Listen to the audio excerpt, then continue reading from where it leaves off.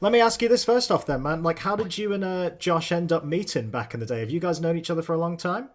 Yeah, I've known him since 2012. We shared the same security guard, Phil, or Philly Smalls, as he's uh, known fondly. But yeah, I expressed to Phil that I was a huge fan of You, Me at Six, and and a lot of bands he was looking after. Actually, he also worked with Bring Me and other sort of a few other rock bands at the time. Uh, like I think we worked with Funeral for a Friend as well. He's a Welsh guy. But anyway, yeah, he introduced me to Josh. I think Josh came to see me on the X Factor tour randomly with Phil, and we hit it off. We ended up playing FIFA all night, had a few drinks, yeah, and then him and the other You Me at Six boys came round to my house, and we hung out a few times after that. Played some football together. Yeah, so I've known Josh sort of for the best part of 10 years, really. When I wrote the song, it screamed like sort of one of those kind of the sort of typical emo rock double vocal like Fight Star or like Mayday Parade or something like that. It just felt like it needed a vocal that was authentic in that world. I love that style of music, and I wrote this sort of counter melody, and I immediately thought of Josh when I did it. And so thankfully, when I played the song to him, he was into it and was up for singing that part of the song. Yeah, I'm glad you mentioned Mayday as well because you supported them back in the day, right? I mean, I think people might not be aware of your kind of past in Save Arcade and all that stuff. You really are embedded in this type of music, right? Yeah, I love that culture. Yeah, yeah, it's kind of what I grew up doing from the sort of the age of 15 to 20 when I sort of moved into a bit more kind of down the middle blues, rock, and pop and things that was I was trying to sort of carve out a career for myself because any band that I was in, like they all went off to uni and stuff. So I ended up being left as the solo artist that just kind of tried a few different genres. But my heart lies with rock music, yeah, because I was brought up. My dad brought me up listening to rock music, and yeah, so I played with Mayday Parade and We Are the Ocean, and I've been on loads of bills in the Northeast Music Live and things like that as part of kind of alternative or pop punk or indie rock things. So yeah, I was kind of the Save Arcade was sort of the biggest thing in that area in that genre, I guess, for a few years there.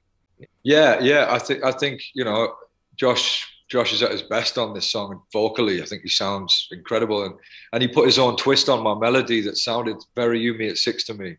The way that the notes that he chose, his note choice was so it's something only he could do.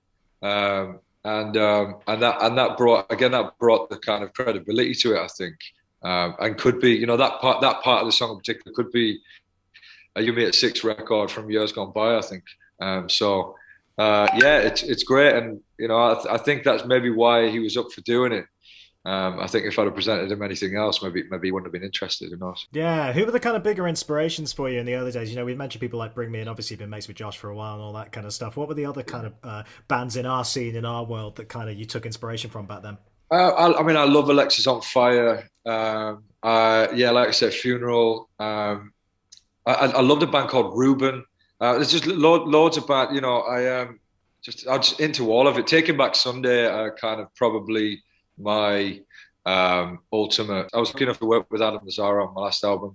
But yeah, I loved Mayday when Jason Lancaster was part of the band. Was a big fan of them. Big fan of You Me at Six, to be fair. Obviously, there's been comparisons made with me and Charlie Simpson from Fight Star, and so like yeah, I was definitely influenced by Fight Star, and when they were sort of more active, definitely. So yeah, there's loads. I mean, and then I kind of and then you sort of look at the grunge stuff as well. Like Nirvana was probably the reason I picked up a guitar. But there's so many. Day to Remember, Seosin, um, Sleeping with Sirens. There's just so many bands that I was influenced by. Tell me a little bit about working with Adam because I hadn't realised you'd actually done that. Was that a co-write on the last record? Was it? Yeah, well, no, it was a similar sort of thing to this thing with Josh. It was that I wrote a song called Unconditionally, and I kept coming back to Cute Without the E as like a bit of as part of the hook. Like it was a bit of, and it kept working because the song was sort of talking about how the love interest in the song, her favorite song was "Cute Without the E," and I kept singing that part. And I just reached out to him and I said, "Will you sing that part of "Cute Without the E" on my record?" And thankfully he said yeah, and he just came down one afternoon and bashed out that vocal, which was like a dream for me. So yeah.